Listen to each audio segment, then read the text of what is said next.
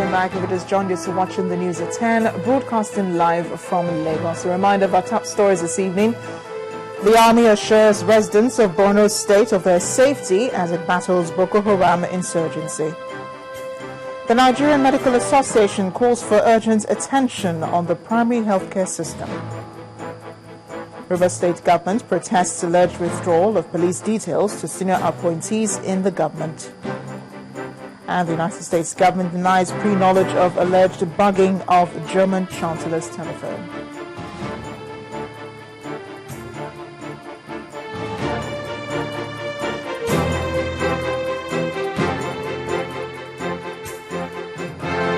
A reminder here that all our top stories and other programs are on our website is channelstv.com and on youtube.com/channelsweb. To get us on the move, visit m.channelstv.com to view us live on an iPad, an iPhone or a BlackBerry. You can also download the Channels TV app for Android and Nokia 920 devices from their respective stores. Also, you can now interact with Channels Eyewitness feature on our Android and Windows 8 platforms. So if you have a picture or video to share with us, all you need to do is download the Channels TV Android application on your device. Swipe to review the Eyewitness menu and follow the instructions to share your reports, pictures and your videos.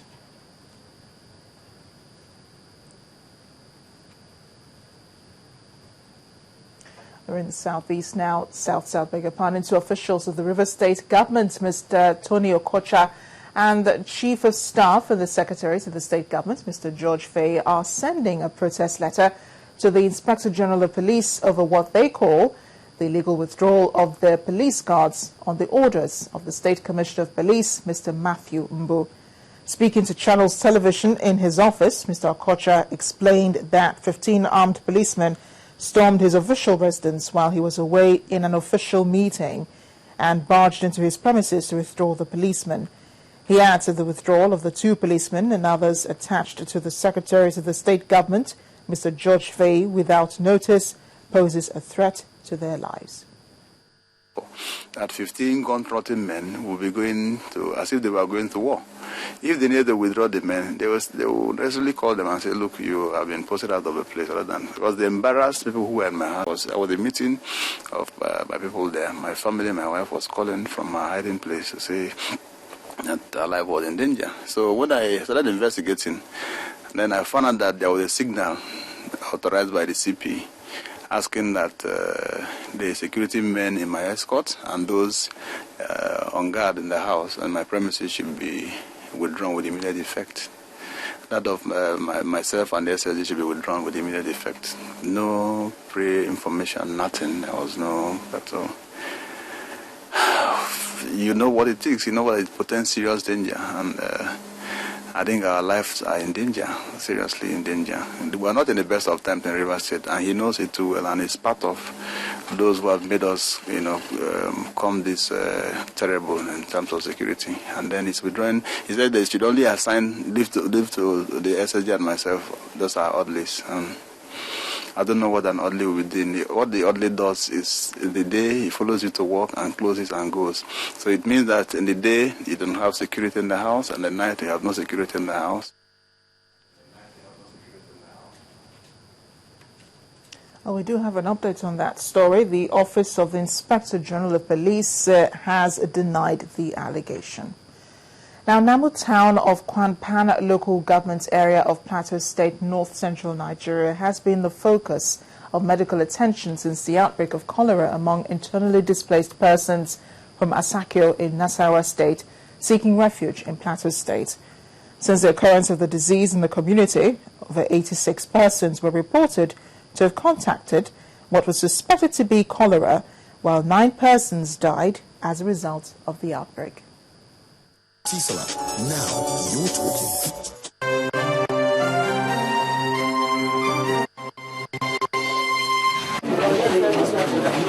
It's a response to the displaced people of Asakio in Nasarawa State who've been taking refuge in Namu town, Plateau State. The delegation, comprising of the Health, Sanitation and Water Resources team from Plateau State, the federal government and World Health Organization, are here to ascertain the condition of health facilities. We have on ground a surveillance system, and that surveillance system is working. If we were not working, we couldn't have even known about the disease condition. Yes, we have a reporting system, and at each health facility, the health workers are sensitized on recognizing disease conditions. They in turn report to the LGA, Disease Surveillance and Notification Officer, who compiles these reports, and if he thinks it is an epidemic, he reports immediately to us through a system which is well known in the country, which we call the Integrated Disease Surveillance and Response System. What SEMA is doing is coordinating service providers in this context. That is to say, we have brought in capable hands, technical hands, that is technocrats who will come to see what is happening to provide solutions to the scourge here. Trained personnel in the State Ministry of Health are also here to take samples of infected persons before arriving at the conclusion that the disease is actually cholera. The patients are receiving treatment at the primary health care clinic as well as other private clinics. It has been confirmed to be cholera, so the constitutive evidence is vibro cholera. It's associated with dirty. So, because when we go around some of the environments, actually some places are very dirty. We've treated about 31. So far in this facility, with the ones we have treated, there's no problem. We've discharged them, no problem, and no death from this facility. The environmental condition of the community is another source of worry to the visiting medical team, as it was discovered that there are heaps of refuse scattered around, while the source of water supplies remains wells that are not covered since the boreholes are no more functioning. Presently, because the youth, there are some boreholes here that the politician provide us with, and they are not well equipped and they are not functioning very well because of the bad of the equipment. With the medical team going round to sensitize residents on what to do to avoid the spread of the disease, residents are advised to take measures to maintain personal hygiene and environmental sanitation. What they can do is simple hand washing. Then boil their waters if they are not sure of the source. In fact, in situations like this, from what the epidemiologists have said, it means that everybody should boil their drinking water before they drink it. And of course, the sanitation is very pertinent. We just move around a few kilometers within the town, and we can see heaps of rubbish here and there. Please let members of the public try to clean up their surroundings. And of course, maintain personal hygiene. Cover their food. These are very simple things that we can do to prevent cholera. As the battle to curtail the spread of the disease to other communities continue, measures should be put in place to sensitize and enlighten the public on how to improve their personal hygiene, while some basic social amenities must be provided in the communities.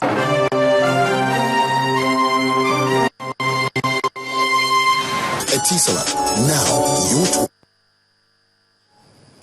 For medical issues in Nasarawa State and in Plateau State to new infrastructure in Abia State, which may have saved itself a major environmental headache with the relocation of traders from the old Umuahia market to the new Ubani markets in the state capital. And to ensure compliance with the government's relocation directive, the Commissioner for Information, Dr. Eze Chikam Nayo, inspected the old and new markets. He told journalists that the old market, with its decaying structures located in the heart of the capital city, posed an environmental hazard. The proximity of the market to the railway had seen traders selling their wares on the rail tracks, while a nearby pedestrian bridge was turned into a dump site. The Commissioner also visited the new Ubani markets, where he discovered that buying and selling were being done outside the allocated shops.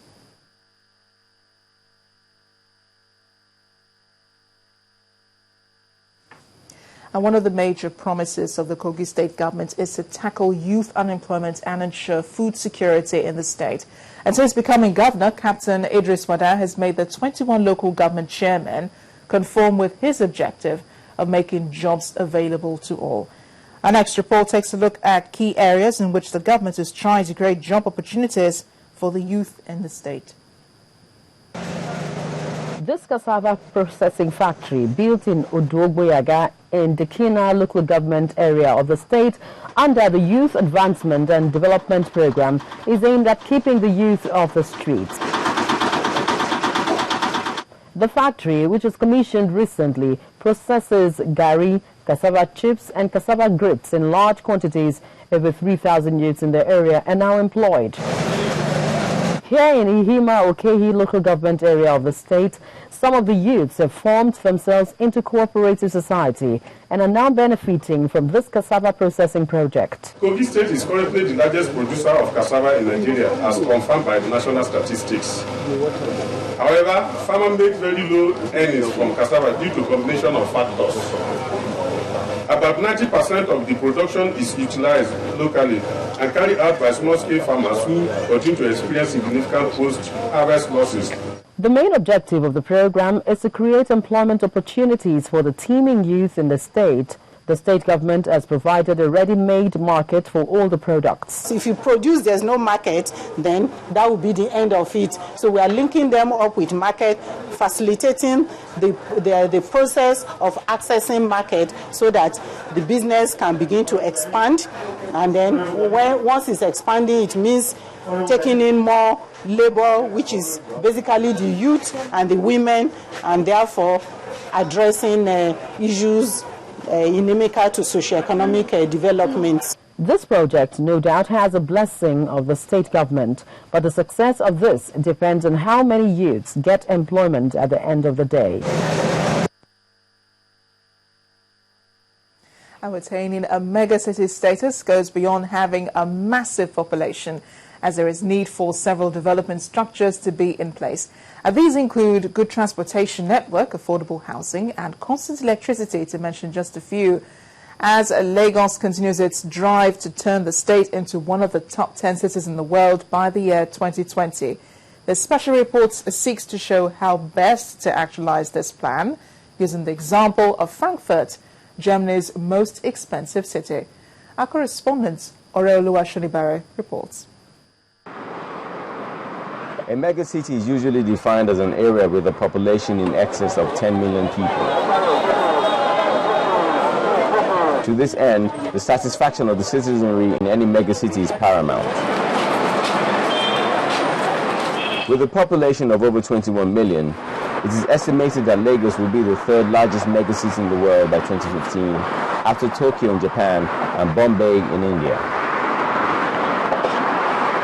What makes a megacity mega? Is it the landscape, infrastructure, or well-organized transportation system? Frankfurt, the fifth largest city in Germany, with a population of 688,000 people, is Germany's most expensive city and the 10th most expensive in the world. Although the difference in population is evident, there is a template of what is required to achieve the desired result of development. From the well-organized mass transit service,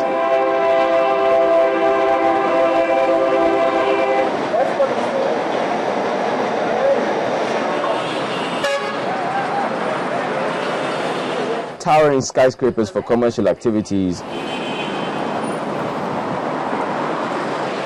to social tolerance.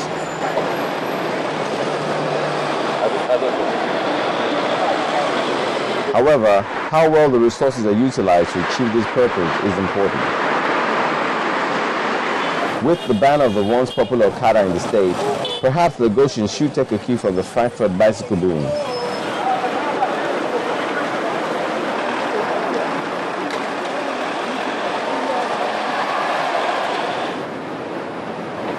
Water transport is an area both cities are promoting, and in Lagos, the acceptance is fast rising.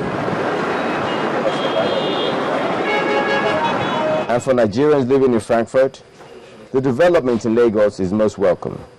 I think Lagos State government on the right path on improving some of these things. Some of these things that we see here in Frankfurt, I think they are on the right path. It's not going to take just a